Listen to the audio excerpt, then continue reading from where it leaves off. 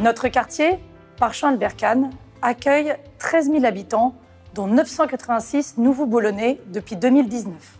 Dans ce quartier, qui est le cœur historique de Boulogne-Billancourt, le passé demeure vivant à travers l'église Notre-Dame de Boulogne, bâtie il y a plus de 700 ans, ancien lieu de pèlerinage très fréquenté qui assura l'expansion rapide du village des Menus-les-Saint-Cloud. La synagogue, de style byzantin, construite en 1911.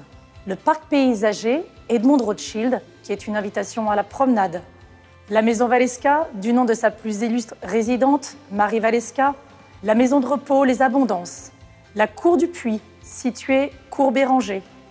Les studios de Boulogne, où de si nombreuses productions cinématographiques ont été tournées. Notre quartier compte également 2 des 4 musées de la ville. Le musée Paul Belmondo, implanté dans le château Buchillot, et le musée départemental Albert Kahn et son jardin. J'habite dans ce quartier de Boulogne depuis 20 ans. C'est un quartier que j'aime beaucoup car il y a des commerçants de proximité et puis il est très bien desservi, c'est génial. Le quartier Parchamp-Albert-Kahn, c'est un véritable village où les familles sont heureuses de vivre, les commerçants sont agréables et il y a vraiment de tout. Les espaces verts où on se balade avec nos enfants, on commence par le square du Parchamp, on a aussi Bernard Palissy, mais surtout le parc Rothschild et aujourd'hui le parc Anna Jacquin, où on peut promener notre chien en laisse et profiter en famille complète des espaces verts. Vous pouvez rencontrer vos élus de la ville à la permanence mobile, au marché Billancourt, chaque mercredi de 9 h à 12 h et chaque premier samedi du mois de 9 h à 13 h. Au marché Escudier, chaque mardi et vendredi de 9 h à 12 h et chaque premier dimanche du mois de 9 h à 13 h. Les permanences mobiles sont des occasions pour les Boulonnais d'échanger avec les élus, de poser leurs questions et de leur faire part de leurs suggestions.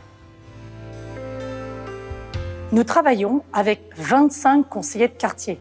Ils sont les représentants de la société civile, composée à parité d'hommes et de femmes de tous âges. J'ai la chance d'être conseiller de quartier depuis 2021. C'est pour moi un petit engagement citoyen de proximité entre les habitants de mon quartier proche et les élus.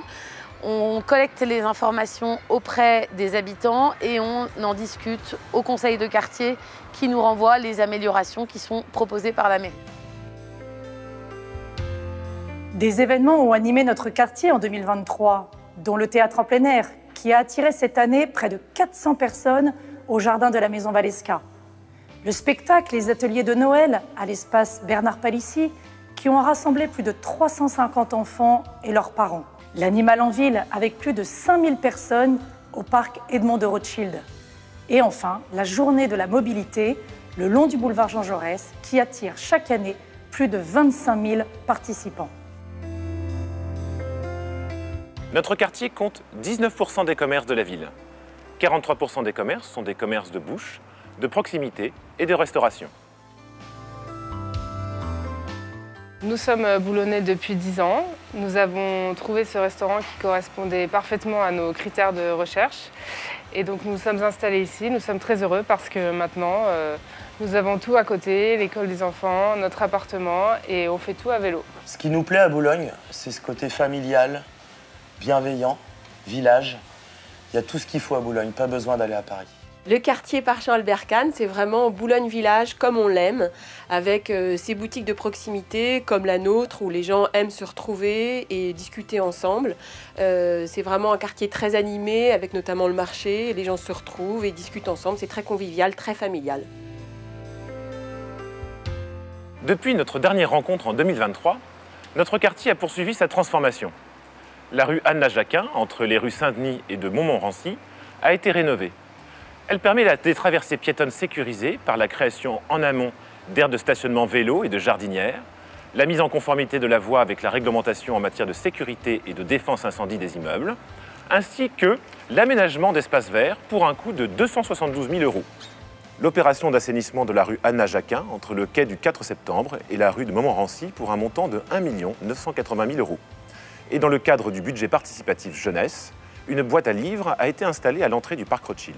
En plus de ces réalisations, d'autres projets d'aménagement sont à venir, dont notamment la réfection de l'avenue Charles de Gaulle entre la rue du Transvaal et l'avenue Jean-Baptiste Clément pour un montant de 602 000 €, le réaménagement de la route de la Reine dans le cadre des 12 mesures prioritaires issues des États généraux de l'espace public, le remplacement du grillage extérieur du parc Rothschild qui sera installé afin d'éviter les intrusions pour un coût de 100 000 €.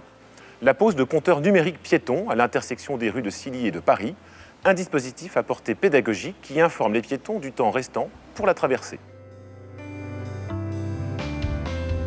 Des tournées espace public sont organisées une fois par mois. Le parcours de ces tournées est défini en fonction de signalements qui peuvent nous avoir été remontés du terrain ou bien en fonction de travaux en cours comme par exemple la loi L'Homme.